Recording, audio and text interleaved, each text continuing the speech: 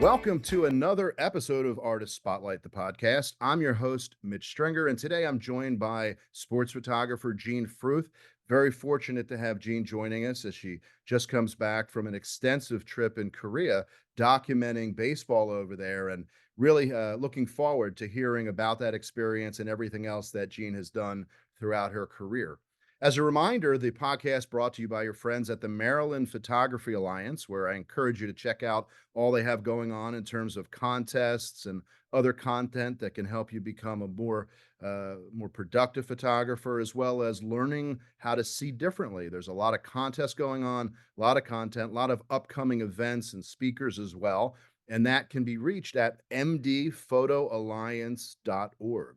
So definitely check that out when you have a few minutes. So as I mentioned at the top, the jet setter, Jean Fruth, joins me. Jean, good to have you. Oh, great to be here. Thank you.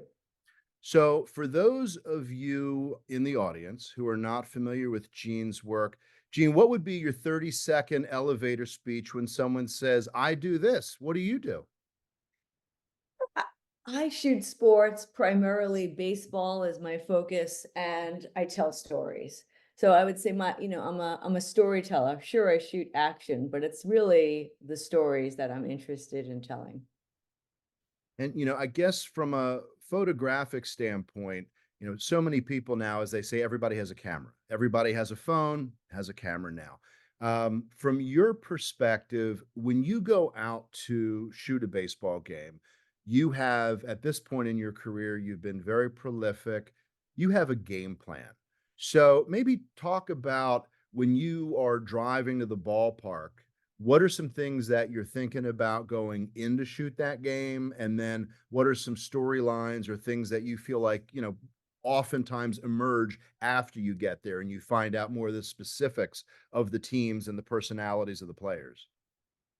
Yeah, I mean, it even starts before I'm getting in the car driving to the ballpark. It's every shoot now, I have a plan, and it doesn't matter if it's a grassroots baseball shoot, a little league game, or it's, game 7 of the World Series. I'm going to have a plan. So it starts with researching, and we're just so lucky that we can research, the venue, we can research players, we can look at images that have been made before, and all of those things like really help like what the plan is going to be. And right now, I'm specifically shooting for a book when I'm shooting from like my grassroots baseball work. So when you're putting a book together, you have each page, you want there to be a surprise. So shooting from the same angle or shooting the same thing for each chapter, well, everybody's going to fall asleep. So it's what am I going to make? What image do I want to make? What message do I want to convey? And what haven't I done, or what am I looking for? And I may be inspired. I may see an image that you made, maybe of a different sport, and I'll think, how do I apply that? And I could use that for my book. And I'm going to go to this shoot. I'm going to try to make that picture in this way.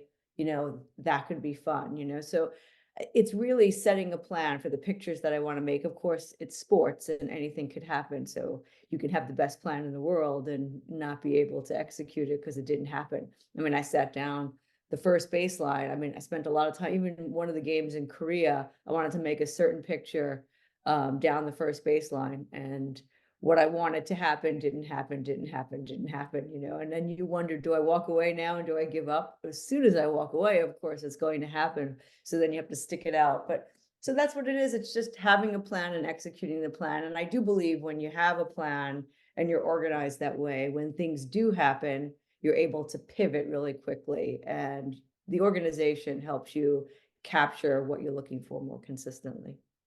I remember early on, this would be probably, I don't know, maybe 15 years ago. I was shooting an Orioles Yankees game in Baltimore, and Derek Jeter's playing shortstop. And every time the Orioles had a right handed batter up, I was focused on Jeter because I wanted that diving play of Jeter. And, one of those mistakes you make at some point after it doesn't happen, inning after inning, batter after batter, is I stopped focusing on Jeter, and guess what happens later on in Course. the inning? Oh, yeah, yeah, It yep. it's I mean, you can only beat yourself up so much, but however much that is, that's how much. I beat myself up. It was I just, but then, as I've heard you say in different talks, you'd rather sort of miss the mundane images perhaps to make an exceptional image. And in looking at your work, I'm just incredibly impressed because you have made so many exceptional images. And I think that this better than I, because I'm only guessing, but I think it's a credit to the way you see. And I think that, one of the attributes of a lot of the images I've seen in your books is that you get close up. You either physically are close up to the subject or through the use of zoom lens, et cetera, but you're very close. And I think you take the viewer of your image into that environment. So you feel like you're in the environment as opposed to seeing a picture of that environment. Case in point, looking at some of the images you've done with your baseball travel photography, it almost looks like you're at the feet of a pitcher while he's in his windup. And there was this young guy, and it wasn't certainly Satchel Paige, but it reminded me of that because he had this big leg kick. And, the image with the sky essentially in the background, it reminded me of photographers of yesteryear like Ozzie Sweet, and then, people who I know you've worked with, Michael Zagaris. And, you know, I guess tell me a little bit about how you see the game, because, anybody can take a picture of a player swinging a bat. That's a fairly generic picture, even if it's the greatest at bat ever. But you're doing something different that is by no means a boring photo or photos. What you're doing is really remarkable. So maybe share with the listener how you kind of see those opportunities when they present themselves in front of you.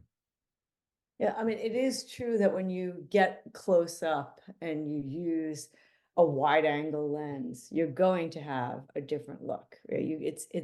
There it really is like changing your focal lengths and changing lenses really makes, I think, adds interest to your work, right? And gives the viewer something different. I mean, the wide angle lens, I'll credit Michael Zagaris, he's certainly one of my mentors, and I learned how he shoots baseball, and that was my first influence of professional baseball was Michael Zagaris. And was always the wide angle in front of the dugout, connecting with players, doing behind the scenes better than anybody's ever done it. And I was really influenced by that. I mean, so much so that I just thought, that's how you shoot baseball everywhere, and you just hang out in front of this dugout. The Oakland A's, they don't have a railing in front of their dugout, but what I didn't know at the time is that's the only ballpark that didn't have a railing. So I was just thought that's what you do. You could just sit on the steps of the dugout and shoot, and because that's what Michael Zagaris did, and then I started traveling to other ballparks, and well, if you try to do that at Yankee Stadium, you'll get taken away in handcuffs. So like that's okay. But it was a great experience because it taught me how to connect and not be afraid to use that wide angle lens and get close. And that's what he taught me, because sports photographers, so much of the time, right, we sit back with our big 400 lenses, and certainly those 400 lenses make beautiful pictures. So I don't want to give that up. But the idea of being close and being wide is great. And then, like you say, making something different. How do you see? And the grassroots baseball work enabled me to make those pictures when the guys used to make, when they were allowed on the field. And so that's the thing, right? That we tell photographers, it's not the who, it's the what. If you want to make beautiful pictures, let go of the fact. Sure, it's great to shoot Derek Jeter, making that diving, that's a great picture to have, no doubt. But it's also really cool to be able to lay on the ground. Now you have to decide if you're going to risk your life or not, and how much it's going to hurt and what you're willing to risk. But okay, but laying on the ground right in front of the batter and putting your camera on the ground. Now our cameras, the back screens open up. I still lay in a lot of dirt. I bet you do too. But it's also nice to be able to put the camera in the dirt, and make pictures that you couldn't make before. So, it's having access and then using that access. How can we get creative and make something different? I get even more brave at the end of these grassroots baseball games when it's like, okay, it's the ninth inning. what will they do if I just go out in the field, like, most of the time, I was in the Dominican Republic and I did it like the last inning, and they're like, "Whoa, what is she doing?" But, I'm also like this woman that's at a certain age where everybody just kind of lets me get away with it. They may say, "Please don't get hit." But otherwise, then it's like, okay, now there's an extra player out in the field, and whoever I'm closest to, I say, please catch that if it comes close to me. Yeah. And, so I'll get out there and try to make something different. I mean, I don't do that a lot of the time, but that's how you make something different. And that's what I'm interested in doing, right? Not making 200 mediocre pictures. Like you say, how much can you get pitchers and batters? Like what else can you make? What's the angle? What's different? And that's what makes it fun. I mean, I get out there and people say, well, are you tired of shooting baseball? Like not in the least. There's so many pictures I still want to make. So Oh, yeah. Well, you and I, we both, as we talked about a little before the podcast, we both shoot with Sony primarily, and we've both photographed baseball in Cuba. And which kind of leads me to Grassroots Baseball, an organization that you co-founded. And my emotional connection to Grassroots Baseball and the work you've done with kids playing baseball. Years ago I shot the Cal Ripken Little League World Series, and just the energy and excitement of the kids and the fans. I mean, the fans were every bit as excited as the parents. It really in me sparked just such an appreciation for photographing, kids being kids, just enjoying getting out on the ball field. So, if you could share with the listeners kind of how Grassroots Baseball got created, what the impetus was, and then what you're doing with it, because the organization, the books you've done are really incredible. thanks, thanks, Mitch. The Grassroots Baseball, after my first book came out, Grassroots Baseball, Where Legends Begin, I wanted to do something more. I mean, I'm at a point in my life, and I know you can understand this, like where giving back it becomes more important. And I'm fortunate enough to be in a position to be able to give back. So giving back to the craft I love, giving back to the sport I love. And Grassroots Baseball, Where Legends Begin, the first book, I've been shooting the grassroots game, the amateur game, for a long time. If I was in the Dominican Republic shooting Winter League, I'd wander the streets of San Pedro de Macorís looking for baseball, or, a little league game in Tokyo, or high school game in Mobile, Alabama, and then that first book of tying the Hall of Famer stories of what it was like growing up playing baseball, just what you're talking about. What was it like for them before money, before contracts, just that pure love of the game. And Ricky Henderson like told the great story of what it was like, growing up playing baseball. And he said, I didn't want to play baseball. My mother wanted me to play baseball. He wanted to be a football player. And his mom got the little league coach to start picking him up, taking him to practice, and they would entice him by having a glazed donut and a hot chocolate in the back seat. And then, so that's what he looked forward to. So he kept playing baseball. So I'm really glad he kept playing baseball. So, I mean, it's just great stories, just, Hank Aaron growing up in Mobile, Alabama, starting his career in the Negro Leagues, just, and then at the age of 20, going into the major leagues, and, early years of integration and what that was like, for him, and the adversity that he faced. And those stories, those stories are interesting and, less heard than their playing day stories. So after that came out, I reached out to Jeff Idelson. He had just announced that he was retiring from the Baseball Hall of Fame, and we co-founded Grassroots Baseball. And our first 3 years was giving back to underprivileged communities along Route 66. We thought, well, what's more Americana than baseball on Route 66? And as you know, as a photographer, there's so many pictures to be made, traveling along Route 66 and shooting the Americana. So that was just a great experience to get us started. And now our new initiative is Grassroots Baseball Women, telling the stories of girls and women on the field, off the field, and around the globe. So I'm doing this crazy travel schedule, telling these new stories. That's amazing. And one of the photos that resonates with me is the photo of the baseball players sitting essentially on the porch of Hank Aaron's childhood home.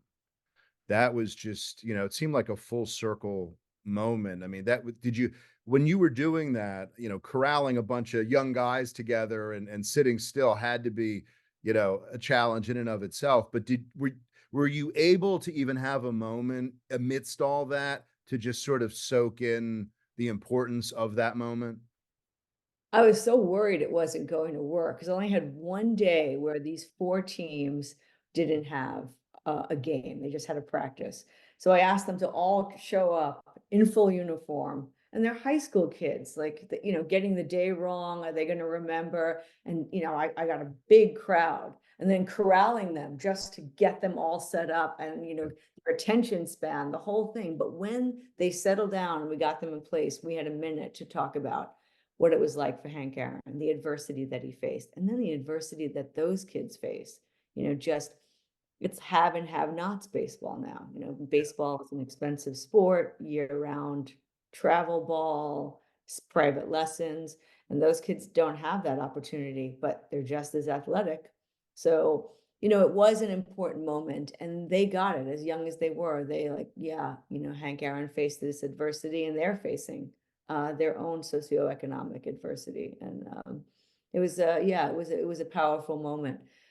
And I absolutely couldn't believe that it worked. It didn't rain. It was always raining in Mobile, just everything. Like I just couldn't believe it actually worked, and we made the picture. So Yeah, that's amazing. Just amazing. So, as people are listening to this and they're hearing you talk about, the books you've done and the organization you've created and everything else, the natural question becomes, how did you get started with this? So, my question is, do you remember the first time you sort of held a camera and with intent to make pictures? Was this back in New York in school, or were you taking photography class in high school or middle school? When did all that get started for you? yeah, we started off as a passion and as a hobby, and I always wanted to figure out how I can make it a profession. Um, And, I had a different profession as an early career, very young. I moved out of my house at 16 years old in New York City. It was a different story, different time. Um, so I had to make money pretty quickly, and grow up pretty fast. But then I had the opportunity, to make that change, and it was, okay, do I do this? Do I become a professional photographer? And I reached out to 2 women who were doing portraits. It was all film at the time, black and white portraits. And I loved their work, and I was seeing their work everywhere. And I liked how they did all this printing. And I took a darkroom class in high school. And so I reached out to them and asked if I could help do their darkroom work. And I wasn't even really that good at it. They actually had to train me to do that too. I got better. But the paper that they worked with, it was really beautiful. So I started printing all their work in the darkroom in exchange for going on shoots with them.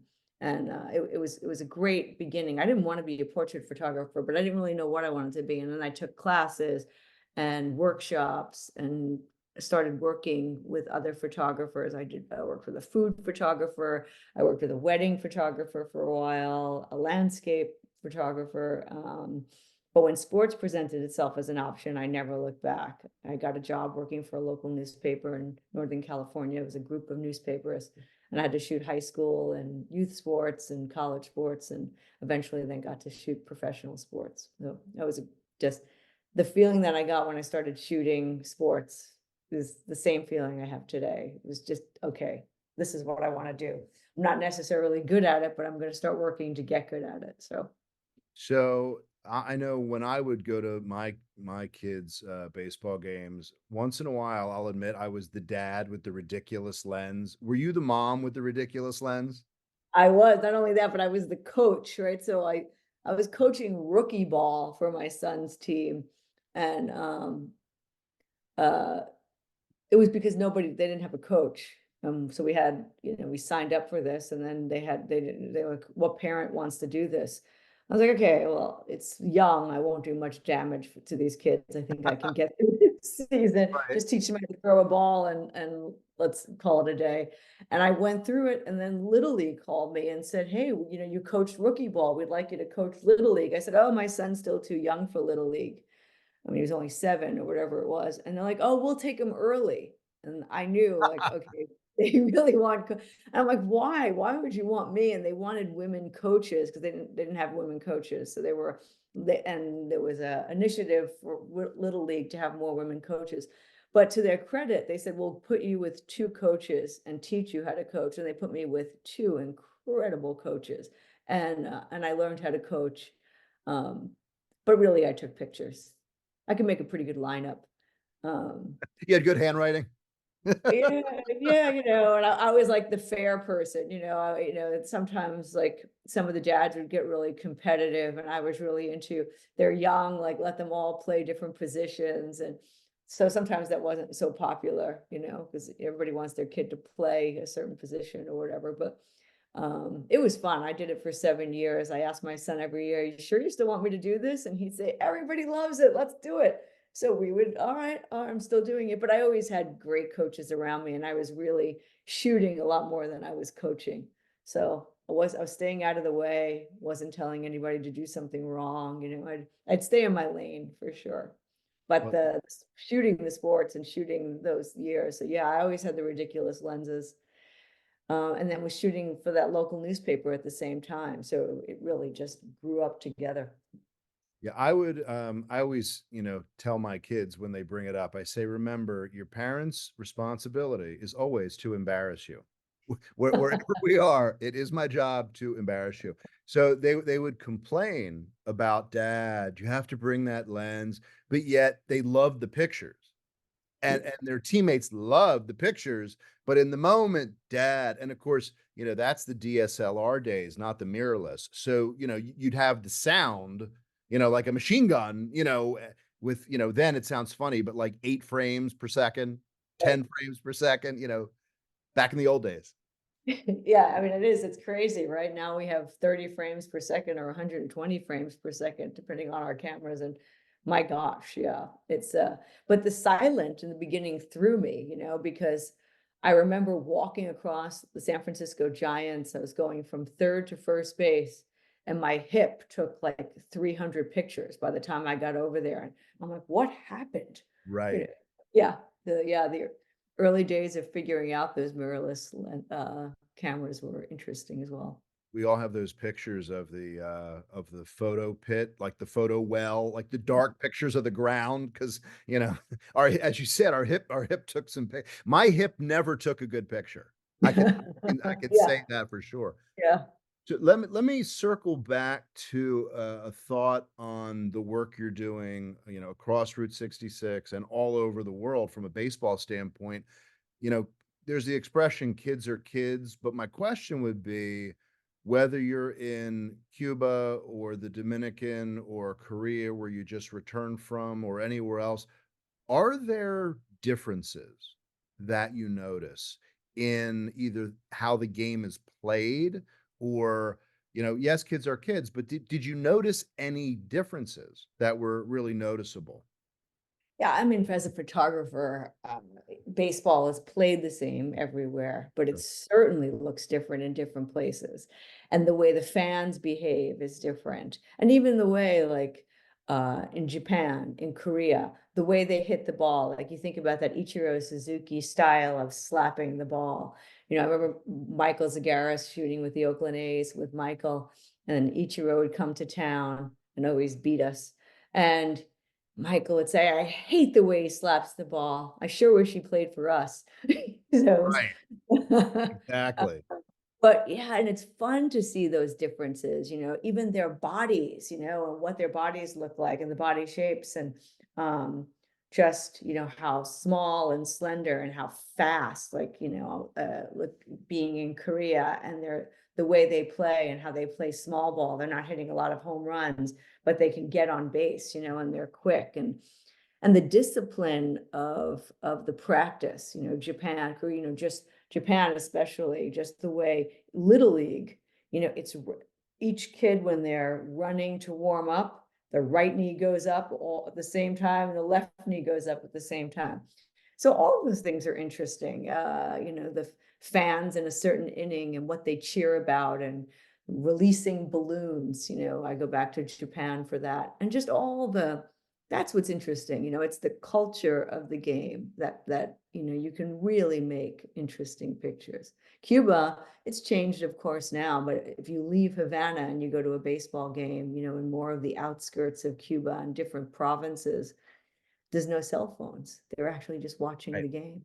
They're not, Yeah, on their phone, right? absolutely. I love that. They don't need netting because they're paying attention to the game. And Yeah. to me, that's just so wonderful. And it's always full. It's not expensive. And it's their sport. In Korea, it's their sport. In Korea, there's 50 women's baseball teams, over 50. Yeah. That's amazing. In gas stations, there's batting cages. I love I just think that's so great. Yeah, when I was in Japan, it was funny that I went into a convenience store and they sold hot coffee in like you would buy a can of soda, except it was hot coffee in a can. And I'm thinking, how is this? How does this even work? How do you not burn your hands off? Yet I did not go to a baseball game in Japan, but their love of baseball in Japan is a whole other level. It's fanatical and they're just massive fans. It's a great fan base over there. It is, and it's, and Korea as well, like, they are fanatical about their baseball, and then, like, if you pay attention to the nuances, which I absolutely love, the coach coming out to pull the pitcher out, and the pitcher bowing to the Mhm. coach as, handing the ball over, just the batter coming up and bowing to the umpire before, he gets in the batter's box. It's just there's just I love all of it. I love all of those little, nuances, and it makes pictures. You can make pictures if you're paying attention to the in-between moments and what's around the perimeter, like what else is happening besides the action. I know here in Baltimore, talking about Japanese players and rituals and differences. Years ago, when Seattle would come to Baltimore and Ichiro would be in the on deck circle, he would do this side to side stretch that if I got in either side of that stretch, I would never be able to stand up again because there was this whole stretching thing that I thought this is like watching Cirque du Soleil behind the stage. It It's so was true. it was insane, and I just thought, this man might be the most limber human in history. But that's part of I think that culturally there's a whole, culture of warm up and stretching that so far exceeds what we see in sort of typical baseball in America.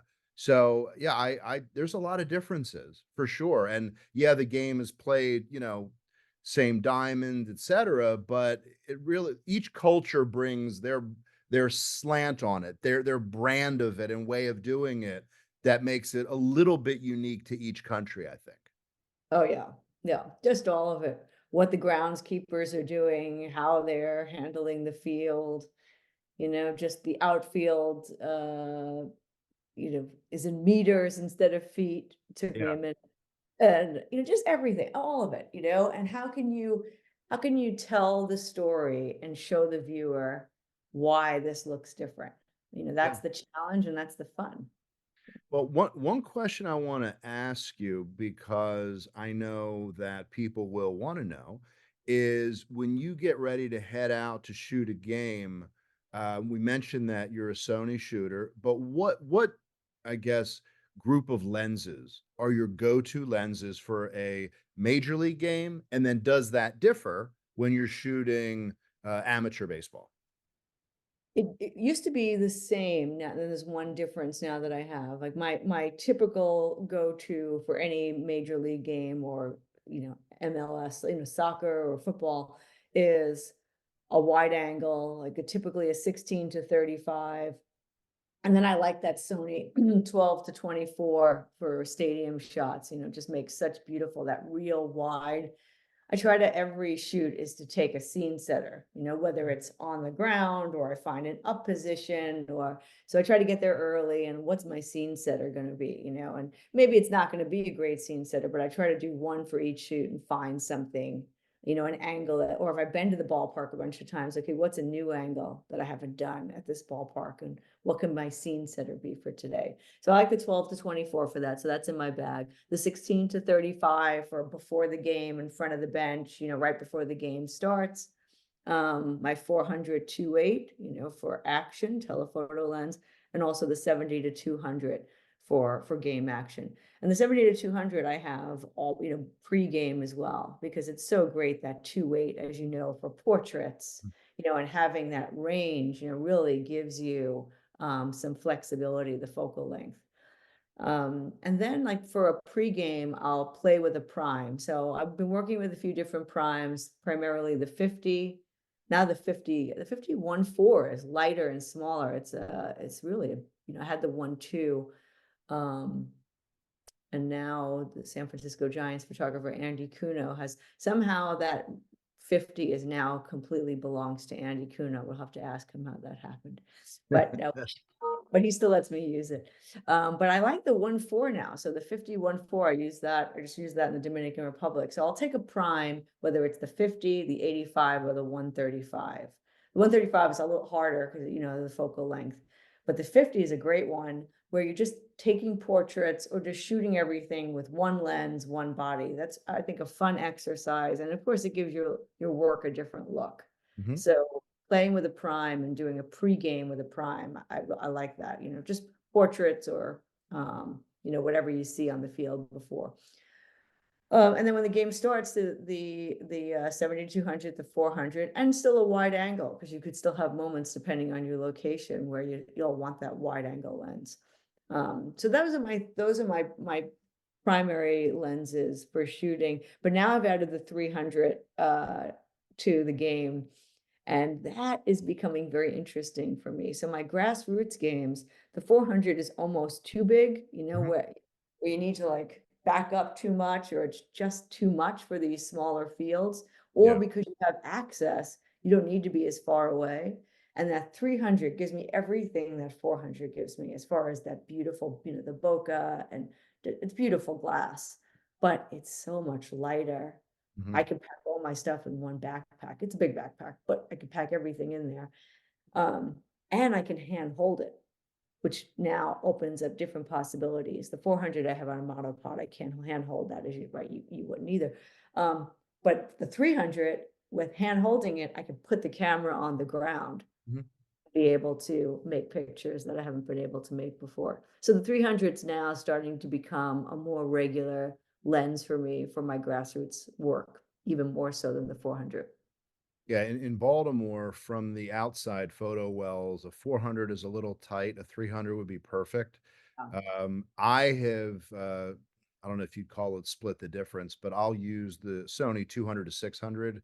Not as easy to clean up the backgrounds because of the focal length, but it's so versatile. It's so lightweight and so versatile that that's had a place in my bag. Not generally for night games, but for, day games and just, situational stuff. Having that 600 reach can be nice sometimes for plays in the outfield, you Oh, know? for sure. Yeah. Yeah. I usually will rent or borrow a 600, for playoffs if I'm in an up position, or Dodger Stadium. The outfield is such a beautiful place to shoot from. Yeah. But 400, it's a little wide, so it's nicer to have like a 600. But yeah, having a lens like that, because like you say, it could be tight. There's a lot of ballparks where the 400 is even too much. It's too tight on home plate, where Yeah. you're jammed. What's Well, the focal length of that one, the one that you're using? It's of the 200 to 600, 100 to 600. Yeah, that's great, because then you can also get plays at first base. I mean, if you're at for like that's a nice lens. well, Yeah. and what you can do is, if you're this is literally inside baseball as far as photography goes. But if you're shooting in one of the outside wells, you can get the full body shot of the batter, but then you can also zoom in really and get a portrait of the batter. You can get the pitcher in a windup and in a delivery, but then you can get a portrait. You can be shooting portrait shots, you can be shooting landscape, all within a single at bat. Yeah, yeah, So it gives you, and then from the standpoint of shooting what's going on in the dugout, where guys are playing games and flicking sunflower seeds and celebrating home runs. It gets so busy sometimes inside the dugout that if you can use a zoom like that to isolate, the guy who hit the home run with the sunflower seeds on him and whatever, it can be helpful. I mean, you can do that with a 70 to 200 as well sometimes, but it's just whatever you have on you at the time. right. Yeah, exactly. Yeah. Different tools for different things. So, everybody, myself included, for sure, got started doing this and then had a few people who really lent them an ear, a hand, a suggestion along the way. And, we talked a little bit about Michael Zagaris having done that with you. How did that come to be where you kind of connected with Michael and, what how did that go? How did you kinda learn from him, especially early on? Yeah, and it's true. I mean, when we talk about mentors, and now that I'm teaching some sports photography, you get different things from different people, right? You don't have one mentor who teaches you everything. Like Michael's not going to talk to you about the technical, works of your camera. He'll tell you go find somebody else for that, and that's fair. And what I learned from Michael was connection. Connection and connecting with people, and I learned that in the portrait business as well. Like taking portraits, I think is one of the hardest things. So if you can learn how to take a portrait, connect with a person quickly, get what you need, because when you're doing it for sports, nobody gives you an hour with a person. Everything's quick, quick, quick, and you got to connect quickly and make a picture. But with Michael, it was great. I was shooting for my local newspaper, and I reached out to a friend, Baron Woolman, who was the first photographer for Rolling Stone magazine. Baron passed a few years ago, around the time of COVID. But he was, one of my first mentors and just a great mentor to me. And, he um, definitely taught me how to reach out and find opportunities. And he was a connector of people. And I shot football for the first time, and I was absolutely awful at it. And I told him what a hard time I had and how I was probably going to get fired. And after he was done laughing, he connected me to Michael Zagaris and said, he'll help you. And I thought, oh, Baron, I don't want to talk to a 49ers photographer about shooting high school baseball. And he's like, well, you could get fired, but I am offering you, some help. So, and he was right. And he connected me to Michael, and it started just as a wonderful friendship, shooting the Oakland A's and the San Francisco 49ers. And, I owe Michael so much, and Baron. And Baron really also just taught me about behind the scenes as well. He has a great story of shooting for Rolling Stone magazine, one of his first assignments, and I think it was the Who, but I might be getting it wrong. But he got there early because Baron likes to get there early and make a plan. He taught me that as well. And he got his credential, and they said, okay, here's your credential for shooting, and here's your backstage pass. And he said, backstage pass? And he thought, what am I going to use that for? And he went up front and found his position and waited for the concert to start and shot the concert. And well, he quickly learned that the backstage pass is very valuable, and that's where the pictures are made. And it's about the behind the scenes. So yeah, so we learn a lot from our mentors all along the way. Brad Mangian is another one. He's a guy with a plan always. And early on, these Bay Area photographers have really all been helpful to me along the way, and have been just great friends to me. I'm grateful to all of them. And it's where you end up starting your career could really change things. Not everybody is so open and willing to help. So hopefully I can give that back to the next generation. Yeah, I agree. We're the generosity of so many is so valuable and so appreciated. And when you find people who are inclined to be that way, it's special. And then, as you're saying, and I feel the same way, the more we can give back is incredible. I grew up playing little league baseball and college baseball, and even now I still play in a men's baseball league, wooden bats and the whole thing. So, Oh, so oh, I gotta oh come yeah, shoot your game. absolutely. April 7th is opening day here. But so I have, such a love for it. And, being out there, shooting, for me, I'm shooting, the Orioles. And it's funny because for me, even where I am now, age-wise, you step on that field and I remember what it was to be about 10 years old, and now that I'm older than most of the managers, which is, it's funny because I'm also at the age where I played against in college several of the coaches in the big leagues.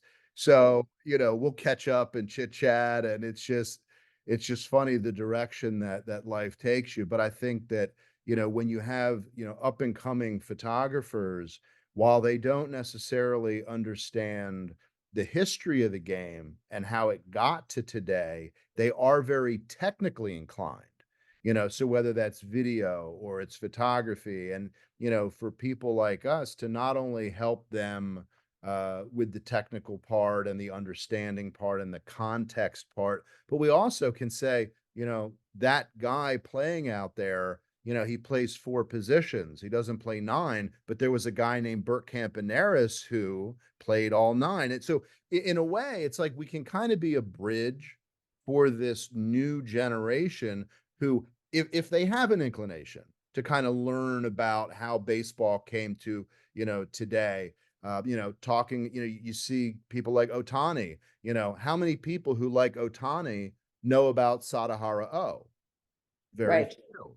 So, I think it's just, we're young enough, but we've seen enough that we can be a bridge for a lot of people who are coming. And um, I think that's important to understand what you're doing and how it came to be, and not just see picture, make picture.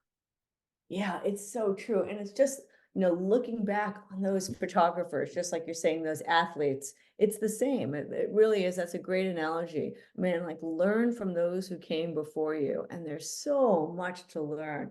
I mean, the classics, the Michael Zagaris, the Neil Lifers, David Burnett. I mean, the pictures that they made, and just I love looking at those. I'm also looking at their books, looking at our screens. I mean, Instagram is great because you get to see everybody's work, and there's a lot of, great reasons to like, look at social media and participate in social media. But there's nothing like a photography book where you're looking at David Burnett's work or Neil Leifer's work with these, or Michael Zagaris's work, of course, and these big, beautiful images. And you have it open and you keep it open for another minute, not swipe, to the next thing. Like Yes. look at all the details and how they shot it. And I'm so many of the times I'll look at that and say, how do I make my own version of that? So learning those photography books, they're important, and learning about those guys and how they shot. And we have great equipment today. I don't want to go back to the gear they were shooting with. I know they're proud and they wear it like a badge of honor, but let's make those pictures with Sony A1s. And Well, it's funny you say that because every so often I want to lift a glass of my favorite beverage to whoever created autofocus. indeed. I Yeah. mean, the work that so many of the incredible photographers were able to do in an era where there was no autofocus. I'm not even going to talk about in the era of film because that wasn't that long ago. But autofocus, um, you know, I mean, I can manually focus what I want to. No, No. I would not want to. Oh, yeah, no, not when you can like lock on the athlete's eye and have it stay in place, and you can frame and compose and create pictures. I mean, we can make pictures that we couldn't make before. And that's just that. I mean, the technology, right? Embrace the technology, don't run away from it, and I mean, that's what you tell the students, and buy the best camera you can buy for the budget that you have. Sure. It makes a difference. So with you, with you having, the grassroots baseball and shooting as you are, I guess the broad question is what's next? Well, the Grassroots Baseball Women Project is everything right now for me, and it's time consuming, and it's probably the most, not probably, it is the most rewarding project I've ever done. Being a woman in baseball for so long and now documenting women in baseball. And there's a lot of firsts for me. I'm working in video extensively for the first time. I'm producing and directing, as scary as that is, and doing all the interviews of the women. So women in baseball interviewing women in baseball. So it's telling a story in a different way that I haven't done before. And I have a lot of help, and Neil Leifer is helping me. He's made quite a few films. People don't know that Neil has done a lot of directing himself, and so it's fun. It's a fun journey, as I learn and move forward, and have successes and failures, and things are taking longer than I want everything done so quickly. But taking your time on this one and getting it right, it's been terrific, and just learning, again, it's different cultures, and now it's women playing baseball, and what's the differences there, and why that looks different, and why it's interesting. I think, you're doing what you're doing at a very exciting time. There's just, leagues are changing, as you said, with the women getting more involved on a high level. You have women who are taking very significant roles in professional baseball, coaches, and other areas. It's and then add that to just the advances in technology and the way you can tell stories. All of these things are hitting at a similar time. So I Yeah. think it bodes well for, I mean, obviously, the further down the road, it bodes well and so forth. But just even in the next 3 to 5 years, without looking too far into the distance, I mean, the change is going to be pretty incredible, and you'll be there to document it. So that's pretty awesome. Yeah, it really is. Thank you. I mean, and the women are making headlines every day. They're just, on the field, off the field, just so many exciting things that we haven't seen women do before. Like you say, I mean, even in the past 2 years, seeing a first woman um, coaching on a major league level, women who are managing on a minor league level now. We have, managers, the Yankees had their first, Rachel Balkovich was the first, minor league manager. And, it's just, now we have the first play-by-play announcer, first umpire. It's just first. 20 women are playing college men's baseball. There's a woman playing in D1 at Brown University. So Well, it's, yeah, exciting time, exciting to tell the stories. Well, I'm sure that listeners are going to check out Grassroots Baseball and your work. What are the best ways that people can find out what you have going on through social media or whatever? How can they stay up to date with you? Thanks. Gene Fruth Images is my Instagram and my website, Gene Fruth Images, and Grassroots Baseball is our Instagram for our nonprofit, and grassrootsbaseball.org is our website. And we update it and tell the stories there and what's next. So thanks for following along. Yeah, and I can tell you, I've been to the website. It's terrific. And when the books go on sale, when the next book does, grab it, because I can tell you that they sell out quick and for good reason. So definitely jump on that. Well, Gene, I want to thank you for being our guest. You've been so generous with your time, and I just really appreciate you being on Artist Spotlight. All right, I'm going to come see you in Baltimore. What's your opening day? It is the 28th. I will be starting off at the inside well on the third base side. Okay, okay. I was thinking about you playing, actually. Oh, well, yeah, my game I'm playing is Yeah, April you've got cameras and bats. April 7th. I will be ready. I will be ready. The nice thing is I always tell people if they want to come shoot our games, they can use a very slow shutter speed. So I don't need 30 frames per second. Is that what you're telling me? You can leave the A9 III at home, maybe just the A9 II, and I'll call that optimistic. Fair. Oh, just Oh, wonderful.